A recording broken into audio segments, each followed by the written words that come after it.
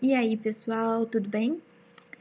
Então, na aula de hoje, a gente vai dividir os vídeos em dois. Vocês vão receber dois vídeos aí da nossa aula de hoje.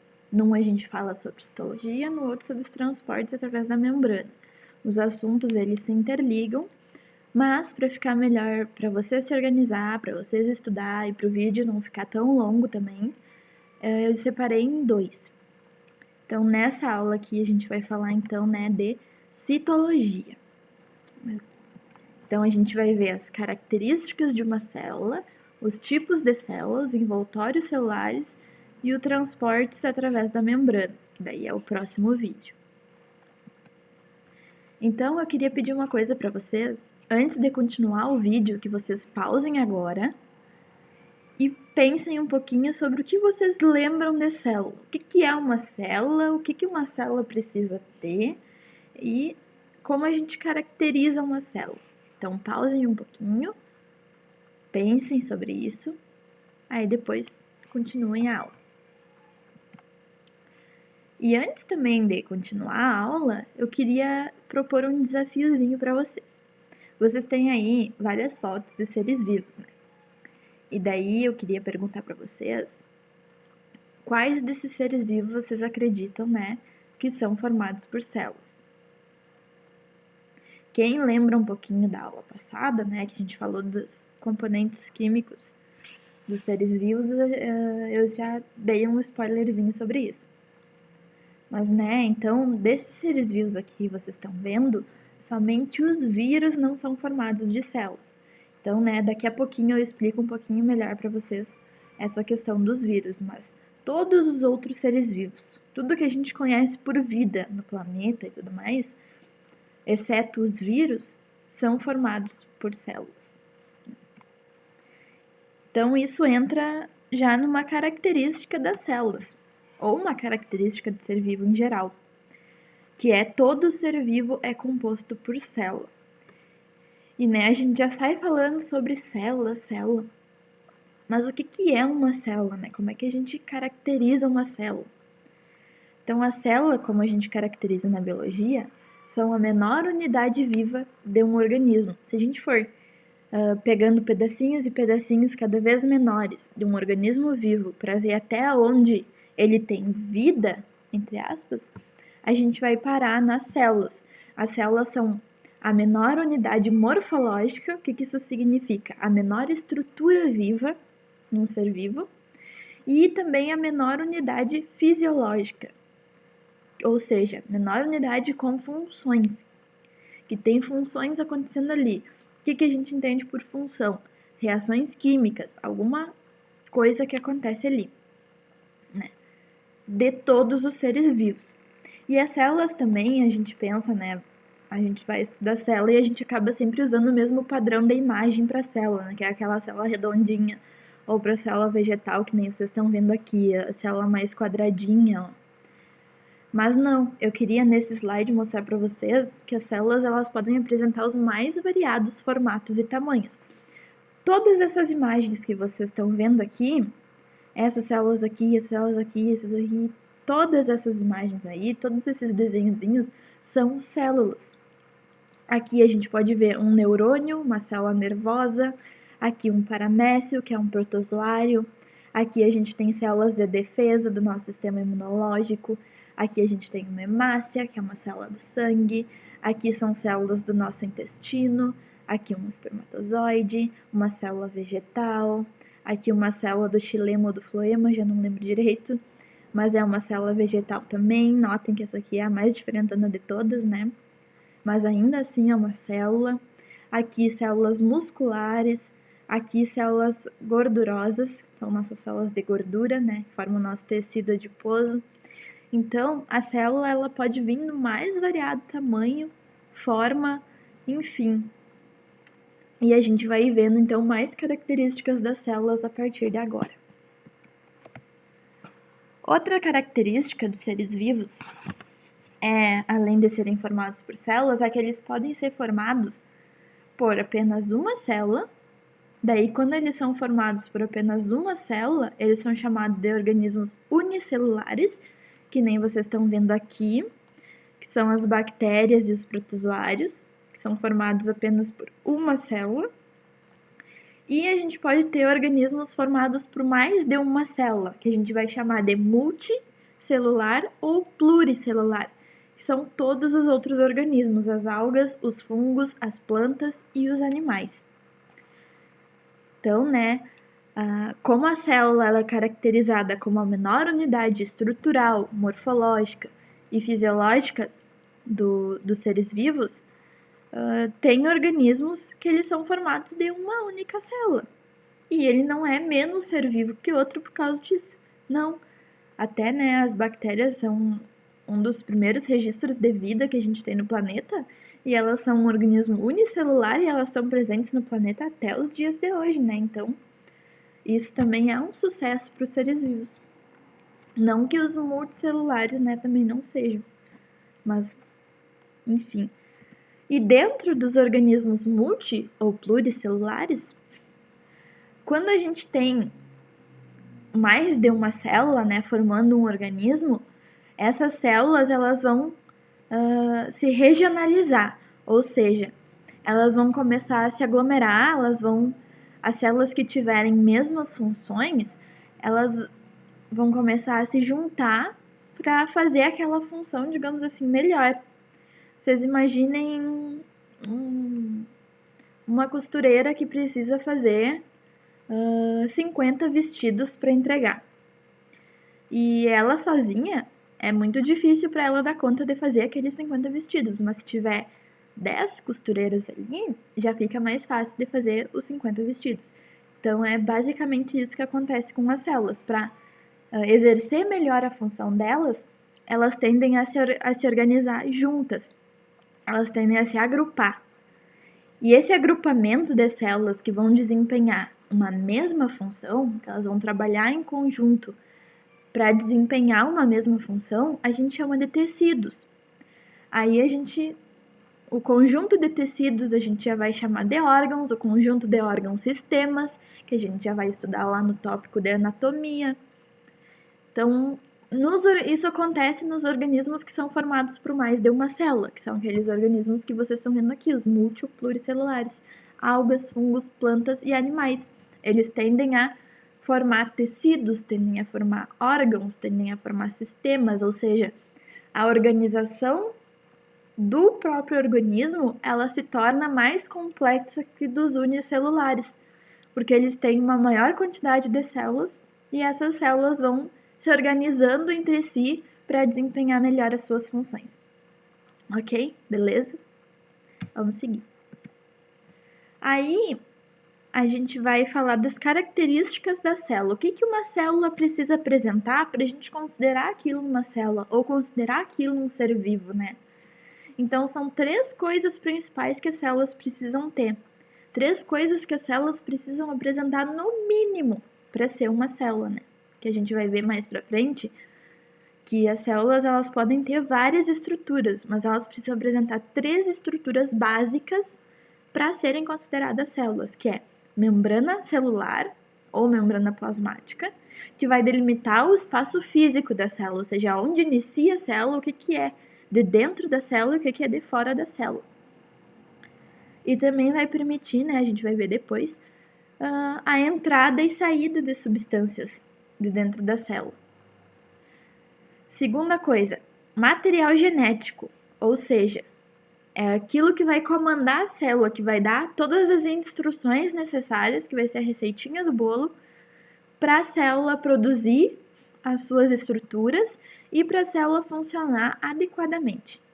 A gente conhece eles bem, o DNA ou o RNA, e ele pode estar abrigado por uma estrutura, que a gente chama de núcleo, ou ele pode estar livre na célula. A gente vai ver depois com os tipos de célula que o DNA, o material genético, ele pode vir de várias maneiras. E terceiro, maquinaria metabólica ou metabolismo. O que é o metabolismo? É o conjunto das reações químicas que vai acontecer na célula. Como a gente fala que a célula é a menor unidade funcional e morfológica do corpo, ela precisa apresentar reações químicas, ela precisa apresentar uma funcionalidade. E essas funções acontecem por meio de reações químicas. E todo o conjunto de reações químicas que acontecem na célula é o que a gente chama, que a gente entende por metabolismo, que a gente também vai ver na próxima aula. A gente já fala melhor um pouquinho sobre o metabolismo, na aula da semana que vem. Aí eu pergunto para vocês, tá, a gente está falando de classificações de célula, de características de célula, do que uma célula tem que apresentar ou não. E daí a gente falou no começo da aula também que os vírus, eles não são formados por células. Então, tá, mas e os vírus? Onde é que os vírus se encaixam nisso tudo? Como é que funcionam os vírus? Então, vamos abrir um parênteses na aula um pouquinho para falar um pouco disso. Os vírus, como é que funciona o caso dos vírus? Os vírus, eles não são formados por células. Eles não têm as características que uma estrutura, que um ser vivo apresenta. Eles não são revestidos por uma membrana plasmática, que é um requisito básico para a gente ter uma célula, para a gente ter um ser vivo. E eles não possuem metabolismo próprio. A única característica que os vírus vão ter, que é comum aos demais seres vivos, é a presença de material genético. E mesmo assim, o material genético dos vírus funciona de uma maneira diferente. Os vírus, eles podem apresentar DNA ou RNA, mas eles não apresentam os dois juntos. Em todas as células, ou todos os tipos de células que a gente vai comentar, a gente precisa ter DNA e RNA numa célula para ela conseguir funcionar, para ela conseguir fazer todas as atividades normais dela. Os vírus nunca vão apresentar os dois, o DNA e o RNA juntos. Eles vão apresentar só um ou outro. E além disso, para conseguir se reproduzir, que é uma característica de todo ser vivo pode se reproduzir, tem como se reproduzir, os vírus, eles precisam enganar as células que eles vão parasitar e roubar o metabolismo delas para conseguir se reproduzir. Só dando uma explicação rapidinha de como isso acontece, porque a gente vai falar sobre isso melhor quando a gente for falar de vírus em si, né? Quando estiver falando de seres vivos e tudo mais. Os vírus, eles vão invadir células hospedeiras, né? Eles vão infectar algum tipo de célula e eles vão colocar o material genético deles dentro dessa célula. O vírus, ele vai ter várias enzimas, várias proteínas que enganam as células onde ele se hospeda, onde ele vai parasitar. Então, ele vai enganar essa célula para a célula pensar que o DNA dele é um DNA dessa célula. E ela começa, então, a fazer reações químicas e metabolizar aquele DNA achando que é dela. O que a célula não sabe é que ela está cada vez produzindo mais e mais vírusinhos, que ela foi enganada pelo vírus para ficar produzindo mais vírus. E no final, quando a célula não é mais útil, quando a célula esgotou todos os recursos dela, ela acaba morrendo. E quando ela morre, esses vírus que ela produziu, que ficavam dentro dela, são expelidos e vão infectar outras células ali. Então, por todas essas características que os vírus têm, a gente não tem como classificar o vírus como um ser vivo ou não.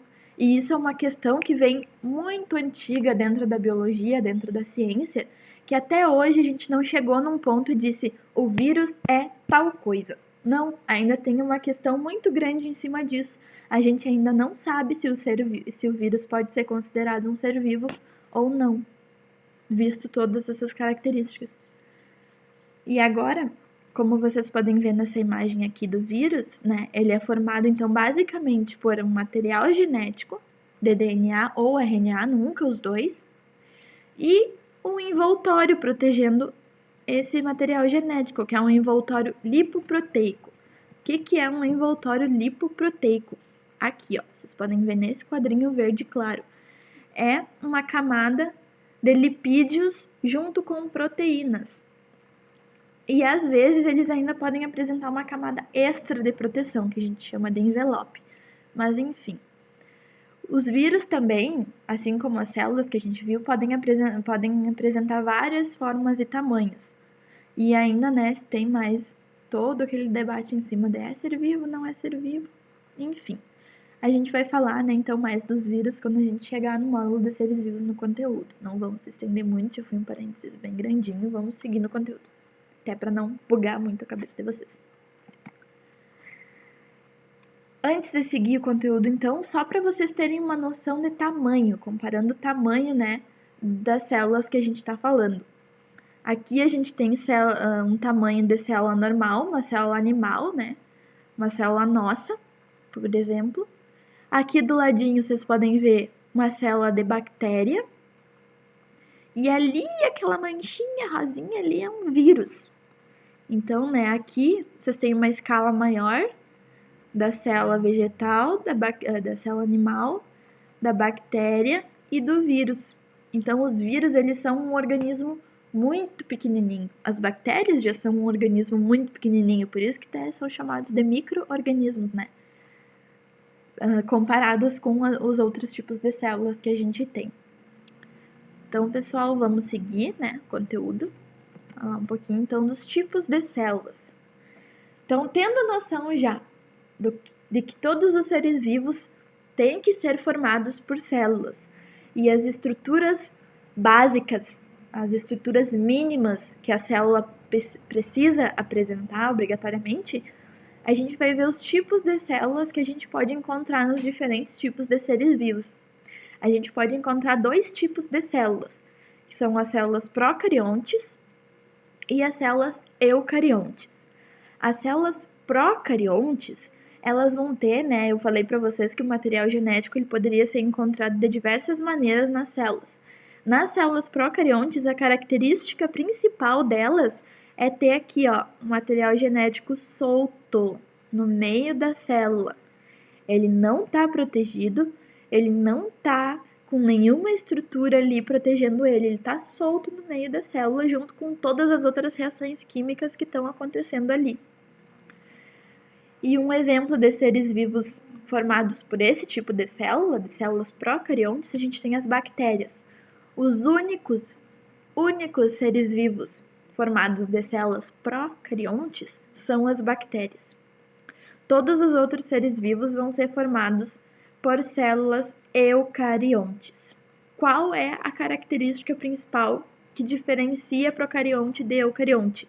A presença de núcleo. Vocês estão vendo aqui, ó. Essa bolinha roxa maior dentro das células, qualquer uma dessas duas, é o núcleo. O material genético, ao invés de estar solto na célula, ele vai estar ali dentro, ó. Vai estar dentro do núcleo, que é uma membrana, uma camada que vai proteger o material genético. Mas proteger do quê? Por que a célula precisa proteger o material genético? O material genético das células é aquilo que vai dar a informação para a célula se formar, para a célula se produzir, para ela produzir todas as organelas que tem ali dentro e para ela produzir todas as proteínas, todas as enzimas, tudo que ela precisa para continuar fazendo as atividades, para continuar viva. Então a gente precisa cuidar daquele DNA para ele não sofrer nenhuma mutação, por exemplo, porque se ele sofre alguma mutação, já vai dar erro em alguma coisa que acontece dentro da célula. E aquela célula provavelmente vai ter que morrer para não levar esse erro adiante. Então, a estrutura do núcleo para guardar o material genético foi um avanço muito bom na evolução das células, porque protege o material genético. Tá, mas e as células procariontes que não têm essa proteção? Bom, que nem eu estava falando para vocês antes, elas estão vivas até hoje, né? São um dos primeiros indícios de vida que a gente tem no planeta e elas elas têm todo um metabolismo que protege, cuida para não acontecer DNA e para não acontecer erro no DNA. E as células também têm uma coisa que a gente chama de sistema de reparo, que elas podem, dependendo da gravidade do erro ou enfim, do acidente que acontecer no DNA, elas ainda conseguem reparar, se for uma coisa mais leve. Então, tem todo um sistema que cuida desse DNA, tanto em células procariontes quanto em células eucariontes, para manter esse DNA, né, sempre bem cuidadinho, sempre pronto para dar as informações necessárias para as células. Então, as outras características das células procariontes, além do material genético solto no citoplasma, solto no meio da célula, elas só vão apresentar uma estrutura funcional, que a gente vai ver depois, que a gente vai chamar essas estruturas que estão na célula de organelas. São estruturas com algumas funções dentro da célula. E a única estrutura que as células procariontes vão apresentar são os ribossomos. A gente vai conhecer melhor essas estruturas na aula que vem, quando a gente vai ver as funções específicas de cada uma. Mas os ribossomos, eles atuam na produção de proteínas. Como a gente viu na aula passada, as células precisam de proteínas porque são praticamente as proteínas que fazem tudo dentro da célula. Então, é justo, né, que as células procariontes apresentem como uma única estrutura os ribossomos, que produzem proteínas, porque elas precisam de proteínas para ter o metabolismo funcionando normalmente. E além disso, elas possuem, além da membrana plasmática, que é uma característica obrigatória, elas apresentam uma parede celular. A gente vai ver que células vegetais também vão apresentar parede celular, que é um tipo de célula eucarionte. Mas a parede celular das bactérias e a parede celular das células vegetais são diferentes, têm uma constituição diferente. A substância que vai formar a parede celular é diferente em vegetais, em fungos e em bactérias, por exemplo. Em cada ser vivo onde a parede celular for estar presente, ela vai ter uma constituição diferente. Aqui nos organismos procariontes, nas bactérias, elas são formadas, a parede celular é formada de peptídeo-glicano. É basicamente carboidratos e proteínas, uma estrutura formada de carboidratos e proteínas que vai proteger essa célula. É interessante a gente pensar de por que as células procariontes apresentam uma estrutura além da membrana plasmática para proteger a célula. Bom, elas não têm um núcleo para proteger o material genético e elas são um organismo unicelular, elas são formadas de uma única célula. Então, para proteger aquele material genético, ela surgiu, né, na evolução, uma estrutura como a parede celular que é bem espessa e mais rígida e protege, então, né, esse DNA lá dentro da célula contra choques mecânicos, contra a invasão de micro-organismos, por exemplo, um vírus que quer entrar. Então, né, é interessante a gente pensar nesse tipo de coisa também. De por que as estruturas estão ali. Porque é basicamente isso que acontece na biologia, né? As estruturas normalmente estão ali por algum motivo. Elas vieram, estão ali por causa da evolução.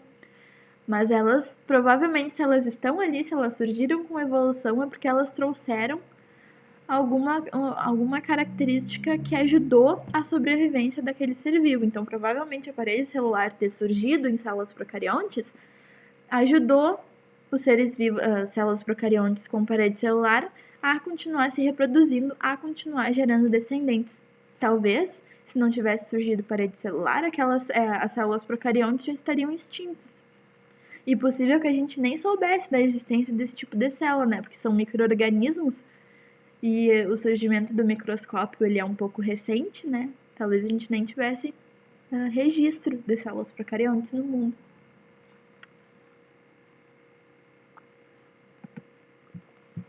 Então, só para mostrar um pouquinho melhor para vocês, a estrutura das células procariontes.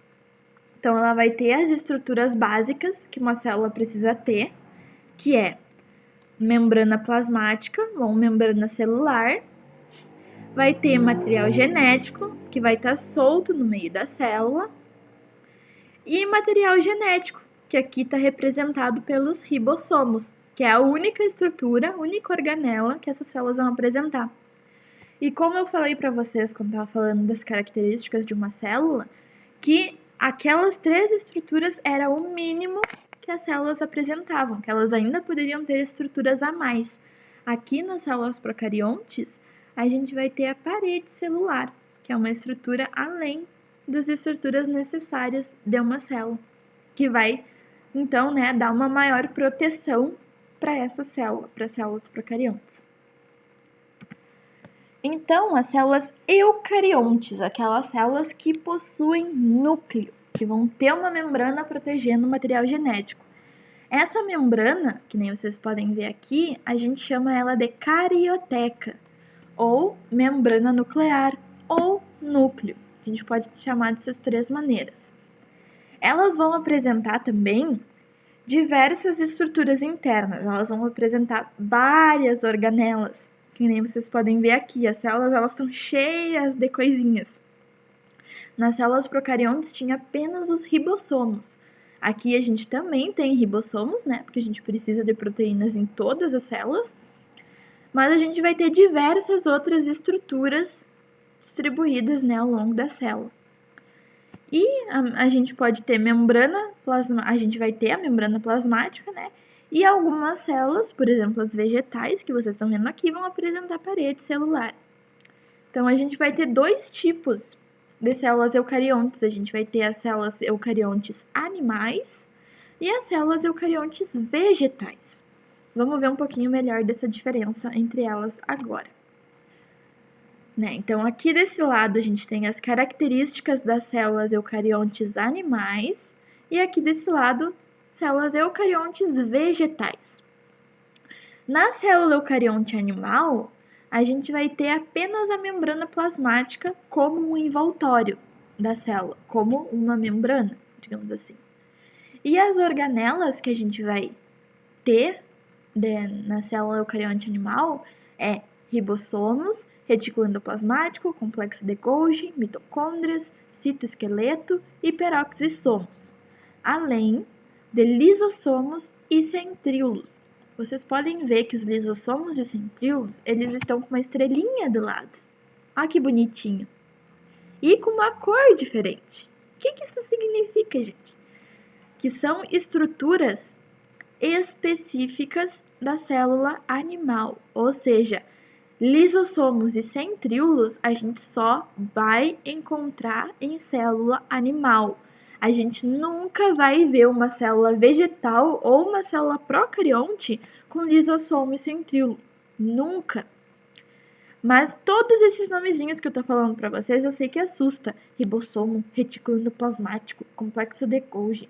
Mas não fiquem pensando nisso agora, que a gente só vai ver eles na aula que vem. E eu garanto para vocês que depois da aula vocês não vão mais ficar com medo desses nomezinhos. A célula eucarionte vegetal, ela vai apresentar algumas coisas diferentes. Ela ainda vai apresentar a membrana plasmática, porque né, é uma característica básica de uma célula, então ela precisa ter uma membrana plasmática. E além da membrana plasmática, então ela vai ter uma parede celular. E a parede celular dela, vocês estão vendo, né, a estrelinha aqui do lado, é específica das células vegetais e das células procariontes, mas nas células vegetais, elas vão ser formadas de celulose, que é um tipo de carboidrato que vai formar as células vegetais. É o mesmo carboidrato que a gente encontra no papel, né, que a gente escreve, que provavelmente vocês estão anotando coisas dessa aula, vocês estão usando. E a gente encontra em vários outros lugares também, né? Normalmente, alimentos e produtos de origem vegetal vão ser formados, vão ter celulose. E além de apresentar as mesmas organelas que as células animais, ribossomos, retículo endoplasmático, complexo de Golgi, mitocôndria, citoesqueleto e peroxissomos, ela vai apresentar também duas estruturas exclusivas, que é o vacúolo, essa estrutura grandona aqui que vocês podem ver na célula, e os cloroplastos, que vocês já devem conhecer, que essas estruturas verdinhas aqui, que são as estruturas que dão a cor verde para os vegetais, né? Que vão conter a clorofila, que vão fazer a fotossíntese, e a gente vai ver melhor, né? Então, as organelas na aula que vem. Vamos seguir essa aula aqui. Então, só para mostrar para vocês as estruturas, né, numa imagem bem bonita, né? Não aquela imagem que está na apostila, que é bem difícil de enxergar, das estruturas da célula eucarionte animal, né? A estrelinha aqui no lisossomo, as bolinhas brancas, e a estrelinha aqui no centríolos, que eles estão ali dentro dessa bolota furada, que são aqueles caninhos amarelos ali dentro. Então, né, a gente também vai ter o núcleo. Ali dentro tá o material genético com o nucleolo. Aqui a membrana do núcleo, carioteca. O retículo endoplasmático rugoso, fazendo a volta no núcleo aqui. O retículo endoplasmático liso. O complexo de Golgi, aqui. As mitocôndrias espalhadas. Os peroxissomos, essas bolinhas brancas aqui, que são estruturas bem importantes. O citoesqueleto, que vai estar por toda a célula. E a membrana, né? Membrana plasmática. E também a estrutura de células eucariontes vegetais, né? Também apresentam o núcleo, material genético, membrana do núcleo, carioteca, retículo endoplasmático rugoso, retículo endoplasmático liso, complexo de Golgi, mitocôndria, membrana plasmática, parede celular, vacúolo e cloroplasto, né? Além dos ribossomos ali, bem bonitinhos espalhados, né? Lembrando que cloroplasto, parede celular e vacúolo, os três com estrelinhas, são estruturas únicas de células eucariontes vegetais. A parede celular, no caso, com celulose, porque nas células procariontes a gente tem parede celular com peptídeo glicano. Vocês têm, então, uma tabela na apostila na página 23, que é uma tabela para vocês anotarem as estruturas que estão presentes nos tipos de células que a gente tem. Na célula procarionte, que vai ser só a membrana plasmática, parede celular, ribossomos e material genético. Nas células eucariontes animal, todas aquelas estruturas, né, que estavam listadas no slide anterior, e na vegetal, todas as estruturas listadas no slide anterior também. Então, né, se vocês quiserem anotar isso aqui, tá na apostila, para vocês preencher. Depois, quando vocês receberem a apostila, quando voltarem às aulas, vocês anotam direto na apostila.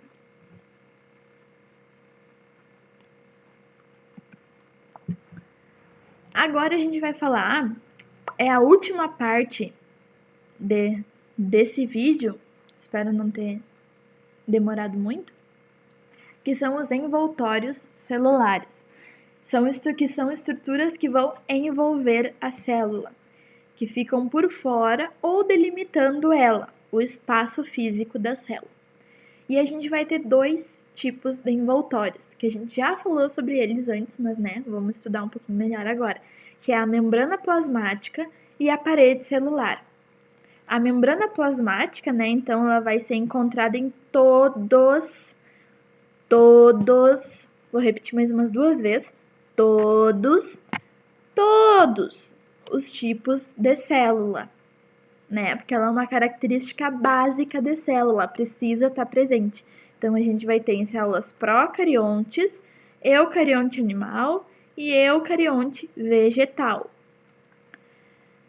A parede celular, ela vai ser encontrada somente em células procariontes e eucariontes vegetais.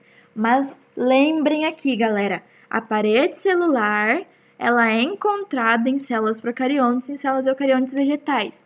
Porém, não apresentam a mesma constituição, o mesmo tipo de substância que vai compor a parede.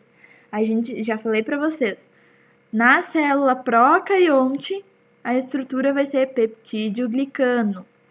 Na parede celular de células eucariontes vegetais, vai ser de celulose. É importante, não é importante vocês lembrarem que uma é de peptídeo glicano, a outra é de celulose. Mas o importante é vocês lembrarem que são formadas de estruturas diferentes. As duas são parede celular, mas são diferentes. A estrutura é diferente. Então, vai ter algumas funções que vão ser diferentes devido à estrutura ser diferente. Então é importante saber que as estruturas são diferentes. Espero que tenha ficado claro para vocês. Algumas características, então, da parede celular das células vegetais, células eucariontes vegetais, aquela que é formada de celulose. Ela é um envoltório, isso aqui é interessante você saber, é um envoltório extracelular. Ela está por fora da célula, ela não faz parte do conjunto da célula. O que é célula é da membrana plasmática para dentro. O que tiver da membrana plasmática para fora não é considerado célula, mas é uma estrutura extracelular de células eucariontes vegetais. E a principal característica ela é apresentar uma estrutura semi-rígida. O que isso significa? Que não é uma estrutura flexível, mas que também não é uma estrutura dura, não é imóvel. E esse caráter ele é muito importante para evitar o rompimento da membrana plasmática em determinadas situações. Que a gente vai ver, né, no próximo vídeo em que situações isso pode acontecer.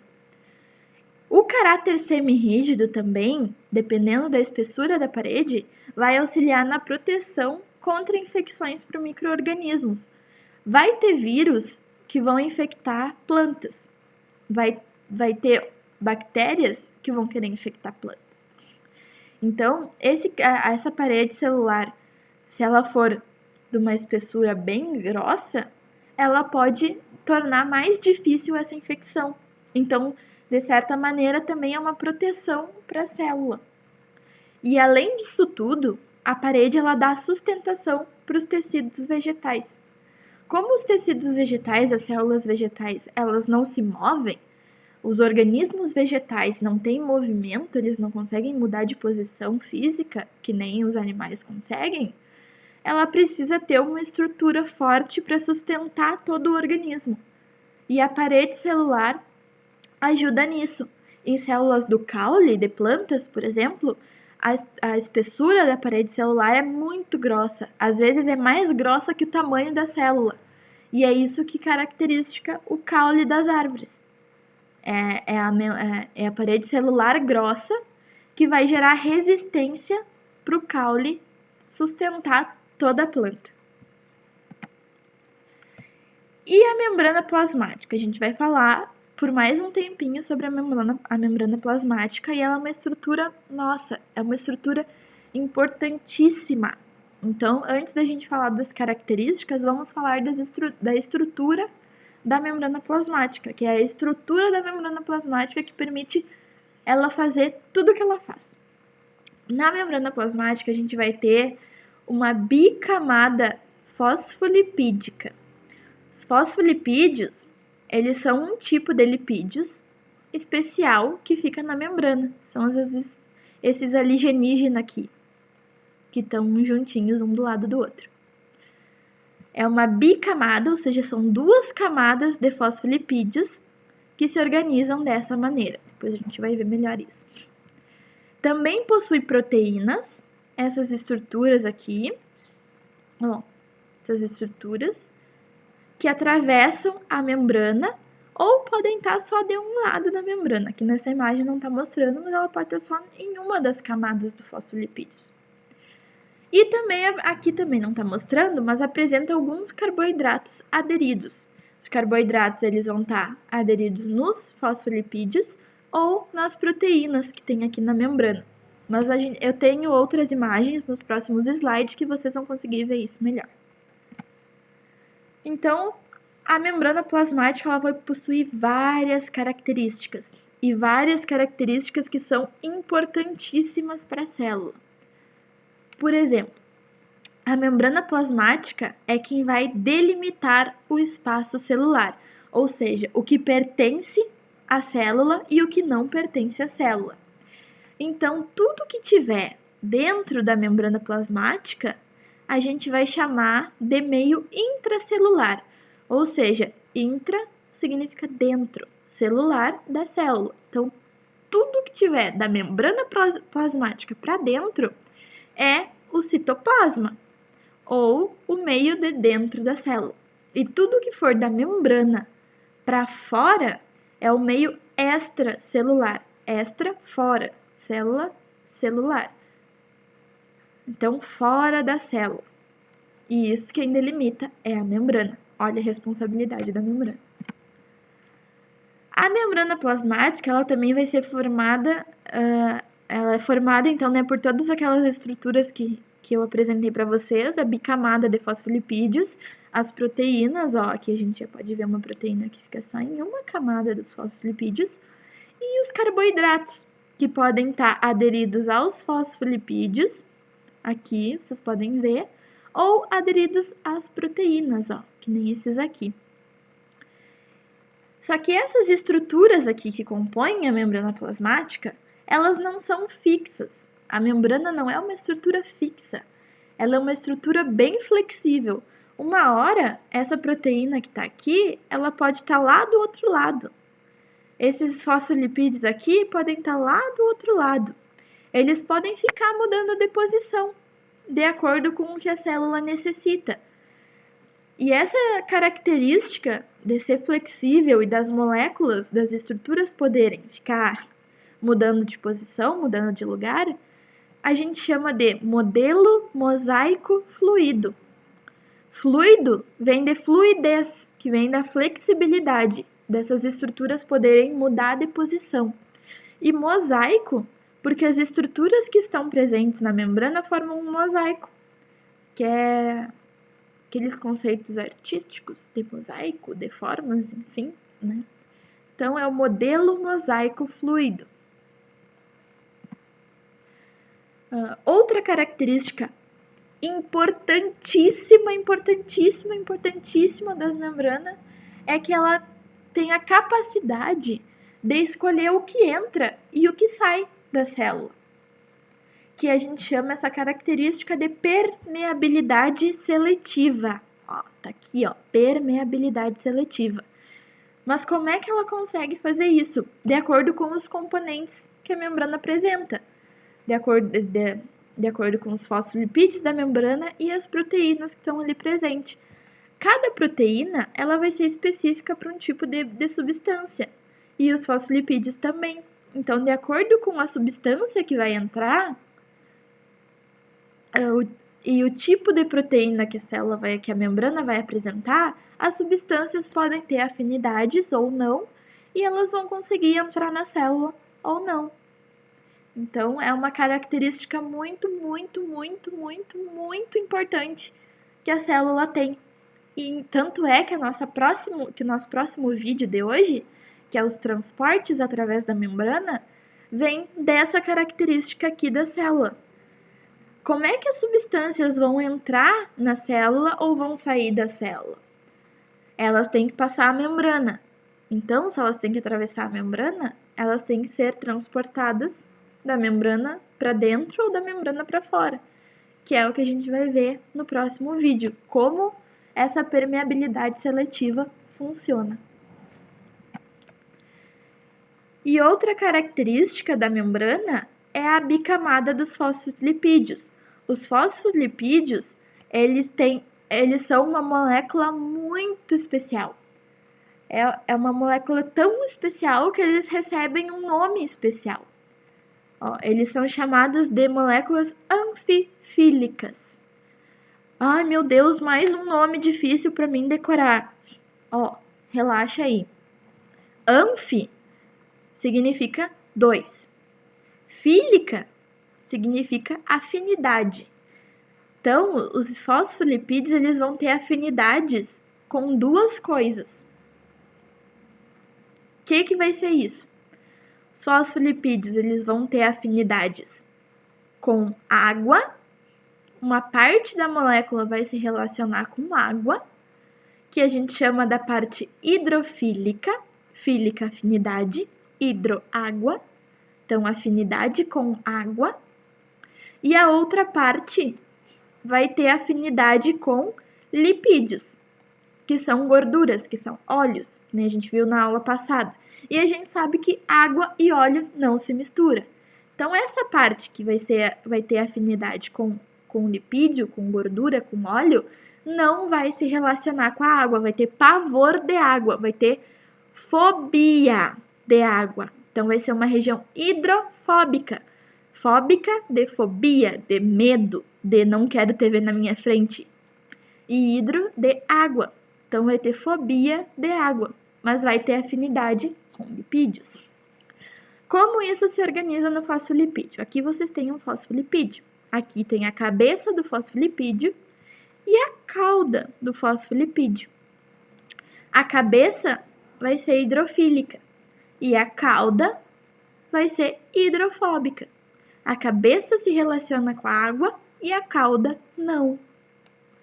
E a maneira como esses lipídios se organizam nas duas camadas que tem na membrana é o que permite todas as características da membrana que a gente já viu agora. O modelo mosaico fluido, a permeabilidade seletiva e a delimitação do espaço celular. Por quê? Vamos ver agora. Na química, vocês vão ver que na aula de hoje a gente vai falar bastante sobre química. Na química, a gente pode classificar as moléculas de acordo com as polaridades que elas vão apresentar. O que é a polaridade? Se elas vão ter cargas diferentes distribuídas na molécula ou não.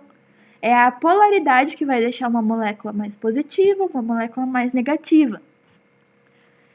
E dentro dessas polaridades, as moléculas elas podem ser classificadas em polar ou apolar. Polar, ela vai ter uma polaridade, ou ela vai ser positiva ou ela vai ser negativa. As moléculas apolar não vão ter uma polaridade, elas vão estar em equilíbrio, elas vão ter carga neutra. E normalmente as que possuem a mesma polaridade vão se relacionar, ou seja, a molécula polar vai se relacionar com molécula polar.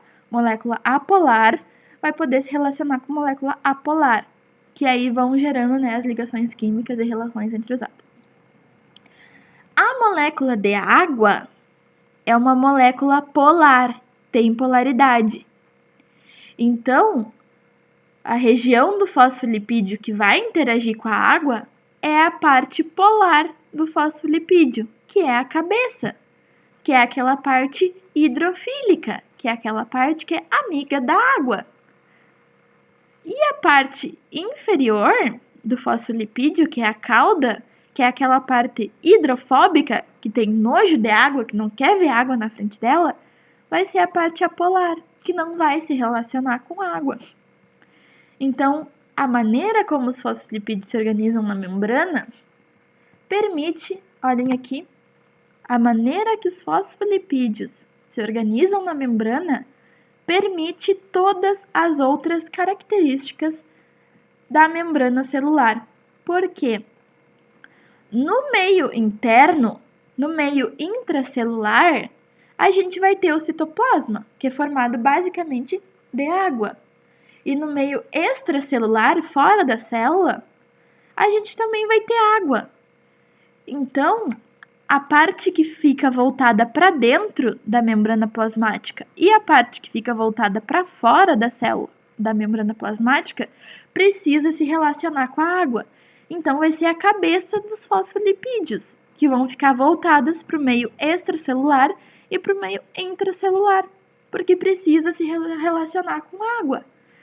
E as caudas que não se relacionam com água, a parte hidrofóbica, elas ficam voltadas para dentro, porque daí a água não tem como passar aqui. E o que é de dentro da célula fica dentro da célula. E o que é de fora da célula fica fora da célula. Mas a água também, vai ter vezes que precisa entrar ou sair da célula. E como é que isso vai acontecer? Vai acontecer por meio das proteínas que ficam na membrana. As proteínas vão servir como um canal para a água entrar ou sair. E não só para a água, para outras substâncias que não conseguem atravessar essas caudas de fosfolipídios, que não interagem com lipídios. Espero que tenha ficado claro para vocês essa parte, né? E a gente tem um último tópicozinho, que é o glicocálix. O glicocálix, ele não é bem um envoltório celular. Ele tá aqui, eu tô trabalhando ele aqui com vocês, mas ele não é um envoltório celular. Ele é uma estrutura da membrana plasmática, mas que tem uma função tão importante que a gente fala dele separadamente. Olhem aqui, a gente comentou sobre as proteínas que estão na membrana e sobre os fosfolipídios que estão na membrana. E a gente tem também, né, carboidratos na membrana, que nem vocês estão vendo aqui. Esses carboidratos que estão na membrana é o que a gente chama de glicocálix. Eu já tinha falado, então, né, de glicocálix para vocês antes. Só que eu não falei das funções que esse glicocálix tem. Os carboidratos, né, então, na membrana, eles vão formar o glicocálix, que é uma estrutura da membrana e não um envoltório específico. Eu já tinha falado para vocês. Eles vão poder, né, então, estar ligados aos fosfolipídios, vão estar aqui nos fosfolipídios, que nem imagens anteriores a gente viu, ou ligados a proteínas, que nem esse aqui que vocês estão vendo. Quando eles estão ligados aos fosfolipídios, que é um tipo de lipídio, eles são chamados de glicolipídios. E quando estão ligados às proteínas, que nem esse daqui, são chamados de glicoproteínas. Os carboidratos também são chamados de glicídios, por isso esse prefixo glico, para representar carboidrato. Aí glicolipídios, carboidratos nos lipídios. Glicoproteínas, carboidratos nas proteínas. E eles têm a função de reconhecimento celular. O que é isso? É eles que vão reconhecer o que faz parte do organismo e o que não faz. É eles que formam basicamente o nosso sistema imunológico. É eles que reconhecem o que faz parte da célula, o que faz parte do próprio organismo e o que não faz. Por exemplo, numa situação de infecção bacteriana. Ah, meu Deus, estou com uma doença bacteriana. Como é que eu sei? Porque os carboidratos ali da membrana reconheceram aquela bactéria como não faz parte do nosso organismo e estão ali tentando combater aquelas bactérias. O carboidrato ele não vai combater, não é ele que vai tentar destruir, ele só reconhece, mas ele foi ali, aquela bactéria chegou ali, encostou nele e ele não sabe que aquilo ali é do nosso corpo, ele não reconheceu aquilo ali como da célula ou como do corpo, ele já avisa um sinal para o nosso sistema imunológico, dizendo: ó, aqui tem um bicho estranho, mata ele. E é basicamente o que o nosso sistema imunológico faz. E além disso tudo, ele vai estar relacionado com a rejeição ou sucesso de transplantes. Vocês já ouviram falar, né? Rejeição. Ah, e fulano rejeitou o órgão do transplante. É por causa do glicocálix. Se o glicocálix não reconheceu aquela estrutura, ele vai ativar o sistema imunológico para o sistema imunológico combater aquela estrutura. E é isso que vai causar a rejeição do transplante, por exemplo. Então, pessoal, aqui está o resumão, que nem né, o de semana passada. Fiquem à vontade para anotar, fazer anotações. E espero que a aula tenha sido boa, né? Aguardem o próximo vídeo que tá saindo do forninho. Então tá, valeu pessoal. Muito obrigada.